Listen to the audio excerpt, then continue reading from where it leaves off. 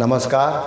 सियाराम कला रचना के धार्मिक और सांस्कृतिक कार्यक्रम में आपका स्वागत है। इस श्रुतिधर कार्यक्रम के अंतर्गत हम जो है ना चर्चा करते हैं उन लोगों की जो कवि या लेखक या गायक कलाकार या इसके अलावा आपके रचयिता या रचनाकार, भजन के गायक, तो वो जो लोग हमारे बीच नहीं आ पाए, उनकी कृतियाँ नहीं आ पाई और वो खाली जो है क्षेत्रीय स्थानों पे या छोटी छोटी बुकों में, पुस्तकों में सिमट के ही जो है वो रह गई।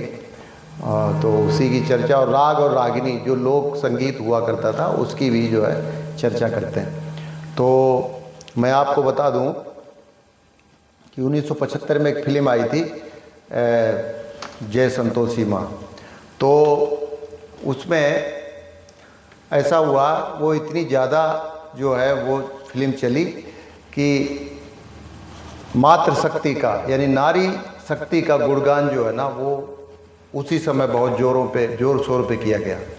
और जब माँ संतोषी की बात आई तो फिर सत्यवान और सावित्री का जो किरदार था वो भी जो है कम नहीं रहा अपने आप में, उनका भी दृष्टांत, उनका जो है वर्णन वो भी। और उस समय जो लोकल यानी स्थानीय जो कलाकार थे, क्षेत्र लोक संगीत के जो लोग थे, तो उन्होंने खूब सारे भजन जो है ना वो लिख डाले। और ख़ास करके भजन ऐसे लिखे जो उस समय के गज़लों पे आधारित थे या नौटंकी की तर्जों पे थे, और या फिर जो है जो लोक संगीत होता है उसके तर्ज पे हुआ करते थे। तो आज जो है ना मैं सत्यवान सावित्री की घटना के दृष्टांत का जो है आज हम वर्णन करेंगे भजन के द्वारा। और भजन जो है माताएं बहनें ये गा भी रही हैं, ऐसा नहीं है यूट्यूब पे जो है वो गा रही हैं, लेकिन मैं आज इनके तर्ज की जो है ना वो कैसे गाई जा सकती हैं तो तर्ज की इसकी बात करेंगे, मैं यानी इसकी रागिनी की, राग की बात करेंगे। तो राग में देखो एक दो भजन मैंने गाए भी हैं इसमें, आप देख ले अच्छी तरह से कि वो जिसको कहते हैं यशोदा का लाला वो मेरा मुरली वाला नहीं है, क्या मेरा मुरली वाला नहीं है, और कैसे निकलूँ मैं रेखा से बाहर मेरे देवर कसम दे गए। इस तरह के हमने भजन उसी राग पे गाए हैं। ये खास करके जो राग है वो गज़ल की राग है, नौटंकी में जो गज़लें गाई जाती थी उसी की राग है। तो वो इस गाने पे भी रखी गई है कि छीन सिंदूर मेरा लिया है कुछ सोचा विचारा नहीं। और एक और भजन है जो कि देसी राग पे आधारित है, वो यह है कि तुझसे डालूंगी भंवरियाँ पेड़ से उतरिया दिलवर पेड़ से। तो दो हैं, तीसरा तो वो है जाने न दूंगी परेशान न दूंगी अपने पति के प्राण न दूंगी। तो ये वीडियो जो है ना ज़्यादा लंबा हो जाएगा, ये दो भजन है, इनकी मैं दो लाइनें जो है ना वो आपको समझाता हूँ, बताता हूँ कि इनमें राग क्या आ सकती है। तो आप समझ ले एक बार कि छीन सिंदूर मेरा लिया है कुछ सोचा विचारा नहीं, इसका कोई जो है ना विकल्प नहीं, सिर्फ दो ही रागों से ही गाया जा सकता है। और जो आपकी माताओं बहनों की जो ढोलक की तान चलती है वो तो लगातार समानांतर चलती है, एक एक कड़ी पे एक एक थाप लगती है, उसके अलावा तो कुछ होता नहीं। तो ये दोनों जो है ना मैं तर्ज बता देता हूँ आपको, दो ही राग हैं। देखो शब्द विन्यास होता है, उसके आधार पे वो राग, उस राग के आधार पे ही वो शब्द जो है ना वो सेट किए जाते हैं।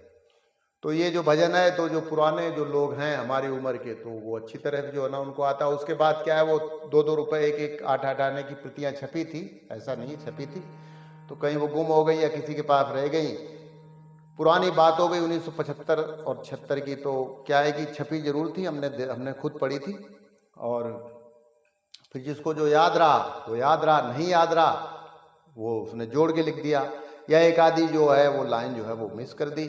तो हारमोनियम तो इसलिए मुझे भी नहीं आती है, हालांकि हारमोनियम हमारे पिताजी कहते थे क्या हारमोनियम बजाते हो, क्या तुम किशोर कुमार और मोहम्मद रफ़ी तो बन नहीं सकते, तो इसको क्यों, इसको वो मना करते थे। लेकिन फिर भी मैं चोरी छिपे वो भजन गाते थे, लेकिन मैं चोरी छुपे जो है ना थोड़ी बहुत यूँ गुनगुना लेता था। और आज भी आपसे गुनगुना रहा हूँ, मतलब थोड़ा गुनगुनाने की कोशिश कर रहा हूँ। और वैसे मैंने इसको सीखा कभी नहीं। ये हारमोनियम जो है ना, आपका जो गला है वो स्वतः ही एक हारमोनियम है, उसमें है ना किसी ये हारमोनियम, ये जो वाद्य यंत्र है, ये क्या करता है आपकी आवाज़ को कंसंट्रेट कर देता है, सिर्फ ये है। तो आगे भगवान ने, सरस्वती माँ की ऐसी कृपा है कि उन्होंने आपके गले में ही जो है वो सरस्वती विराजमान है, और वहीं से ही जो है ना हारमोनियम भी है, ये थोड़ा सपोर्ट कर देता है, इतना सा फर्क है। और ना इसमें कुछ सीखने में भेद है, ना कुछ सिखाने में भेद है, और ना इसमें कुछ बजाने में भेद है। हमारे पिताजी के साथ के गायक कलाकार थे, तो मैंने कहा ये तो मैं सीख नहीं सकता। तो वो कहने लगे नहीं नहीं मूर्ख हो तुम, क्यों नहीं सीख सकते, बस छोटा सा ही था। बोले क्यों नहीं सीख सकते हो? मैंने कहा नहीं ये तो बहुत कठिन है।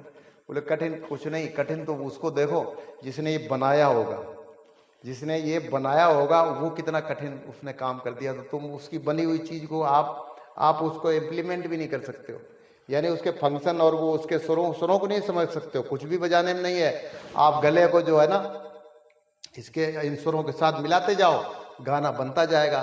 तो वास्तव में ये सही बात उन्होंने बताई थी, और इसमें ये बिल्कुल सही बात है। इसमें कोई सारे गामा पादनी सा, हालांकि बच्चे सिखा रहे हैं आपके यूट्यूब पे, बहुत अच्छा सिखा रहे हैं बेचारे, बड़ी मेहनत कर रहे हैं हर राग की और हर तरह से, और बड़े भी है उसमें, बूढ़े भी है, हर तरह के हमारे जैसे लोग भी हैं, सिखा रहे हैं, बड़ी मेहनत, बड़ा अच्छा काम कर रहे हैं, वो नेक काम कर रहे हैं। लेकिन मैंने जो जहाँ तक अनुभव किया है वो ये है कि इसमें सीखने जैसा कुछ नहीं है।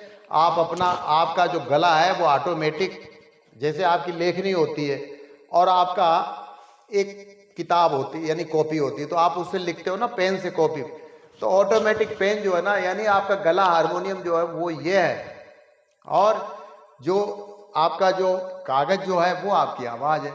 तो बस समझते जाओ, छोटी सी बात है ये, इसमें सीखने जैसा कुछ नहीं। और मुझे भी दरअसल में ये बजाना नहीं आता है।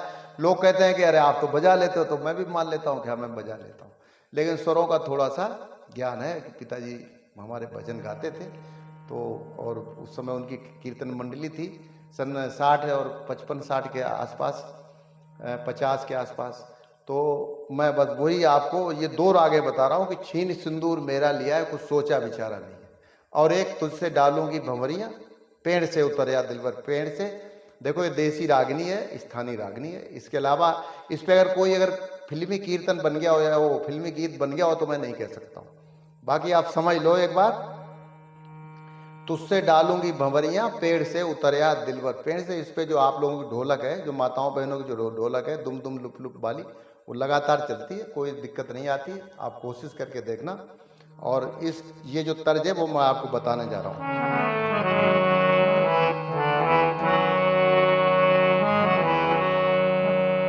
वो तुझसे डालूंगी भंवरिया, पेड़ से उतरया दिलवर पेड़ से, तुझसे डालूंगी भंवरिया, पेड़ से उतरया दिलवर पेड़ से। अब सत्यवान कहता है कि तुम हो एक राजा की बेटी, मैं हूँ लकड़हारा। तुम हो एक राजा की बेटी, मैं हूँ लकड़हारा, कि तेरा मेरा कैसे होएगा गुजारा, पेड़ से उतरया दिलवर पेड़ से, तुझसे डालूंगी भंवरिया, पेड़ से उतरया दिलवर पेड़।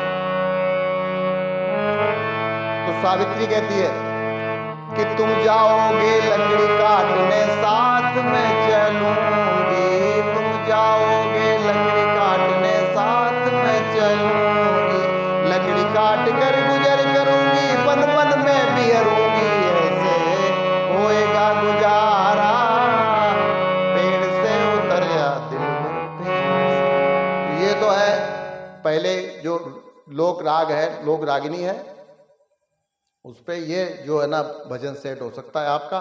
और दूसरा जो है मैंने बताया गजल पे है, और शब्द विन्यास ऐसा है, इन अक्षरों का ऐसा समूह है कि आप जो है ना गजल के राग में ही गा सकते हैं।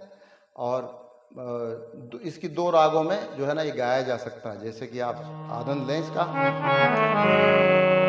ओ छीन सिंदूर मेरा लिया है, कुछ सोचा विचारा नहीं है, नहीं है कुछ सोचा विचारा नहीं है। अब डबल कर लो कि छीन सिंदूर मेरा लिया है, कुछ सोचा विचारा नहीं है, वो बिना पति के मैं कैसे रहूंगी, पति के गुजारा नहीं। तो ये गजल की तर्ज है। अब देखो टेक कैसे लगती है। वो बोला यमराज उसका मरण है, आके दुनिया में कौन अमर है। बोला यमराज उसका मरण है, आके दुनिया में कौन अमर है। ओनी होके रहेगी सावित्री, इसमें दोष हमारा नहीं। छीन सिंदूर मेरा लिया है, कुछ सोचा बेचारा नहीं। तो एक तो आपकी पर्टिकुलर ये राग हो गई, और दूसरी और है, देखो आप समझ लो, ये भी पुरानी गजल है। मैं गजल भी एक लाइन गा के बता देता हूँ।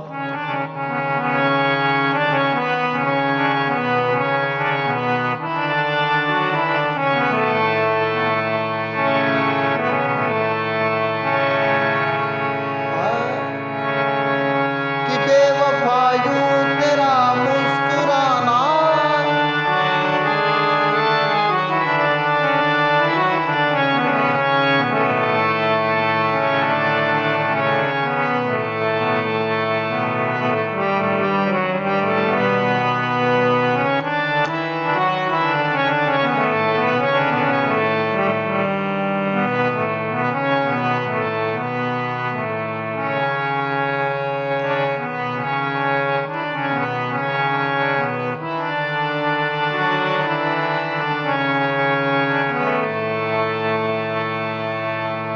कि बेवफा यूं तेरा मुस्कुराना, वो याद आने के काबिल नहीं है।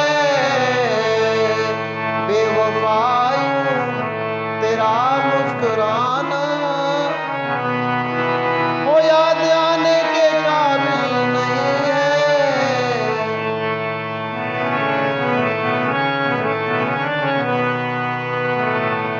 इस तरह से ये लाइन देखो कि छीन सिंदूर मेरा लिया है, वो कुछ सोचा बेचारा नहीं है।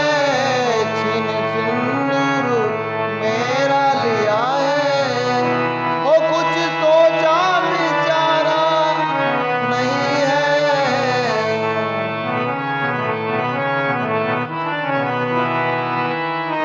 अब यहां से टेक आएगी। हो बोली सावित्री पति को ले जाओ, पर ससुर सास को पथ दिखाओ। हो बोली सावित्री पति को ले जाओ, पर ससुर सास को पथ दिखाओ। वो मेरा आंचल तो जल ही चुका है, मेरा आंचल तो जल ही चुका है। वो अभिनय में ये अवगत नहीं है, मेरा आंचल तो जल ही चुका है। वो अभिनय में ये अवगत नहीं है, छीन सिंदूर मेरा लिया। तो इस तरह से दो लाइनें हैं इसमें, और आप इस चीज का ध्यान रखें कि दो रागों से ये गाई जा सकती है। गजल की ये धुन है। तो और इसमें एक जो है ना लाइन आप लोग मिस कर रहे हो, वो ये है कि सावित्री ने तिकड़मबाजी से और कुछ हौसले से और कुछ अपने आत्मबल से, यानी उसने सबका परिचय दिया, उसने धैर्य का भी परिचय दिया। तो उसने अनुनय और मतलब विनय से भी काम लिया, और फिर उसने अपनी जो है वो आत्मबल और कॉन्फिडेंस उससे भी उससे बात करी कि तुमने शक्ति और भक्ति को नहीं पहचाना, तुमने मेरी पति धर्म की सेवा को नहीं है जाना। शक्ति और भक्ति से भगवान ला खड़ा कर दूं, ला मेरे सामने मुर्दे को मैं जिंदा कर दूं। तो इस तरह से जो है ना उसने हर तरह से दिया। तो पहले तो उसने वरदान ये मांगा, वो बोले ये तो मैं लेके जाऊंगा, सत्यवान को तो मैं लेके जाऊंगा, अगर आपको अगर नहीं मानते हो तो कोई दो वरदान मांग लो।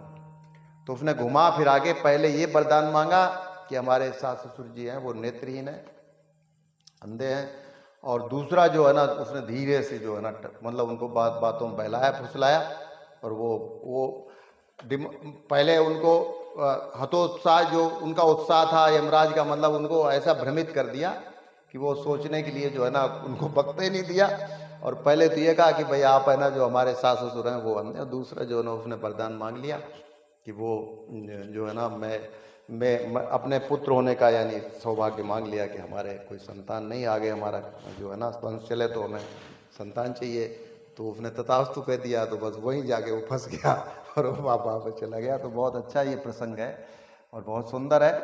और कभी अगर कोई बजाने वाला हुआ तो फिर मैं पूरा जो है ना मैं आपको सुनाऊंगा। और बहुत सुंदर है लाइनें जो है ना, ये जो है वो है, ये दो मैंने कड़ियाँ बोली है, और उसके बाद फिर आपका जो भजन है वो आप उस तरह से अपने गाते रहें। तो आज के लिए बस इतना ही, कल फिर मिलते हैं। और कल जो तीसरा भजन है वो मैं समझाऊंगा आपको।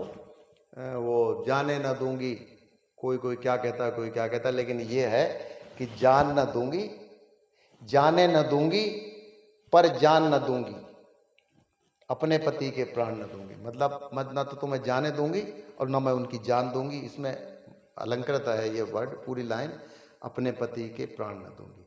तो इस तरह से है। तो कल देखो अगर टाइम मिला तो मैं आपको ये भजन आपके पास तक जरूर पहुंचाऊंगा। और आज के लिए बस इतना ही, कल फिर मिलते हैं। नमस्कार।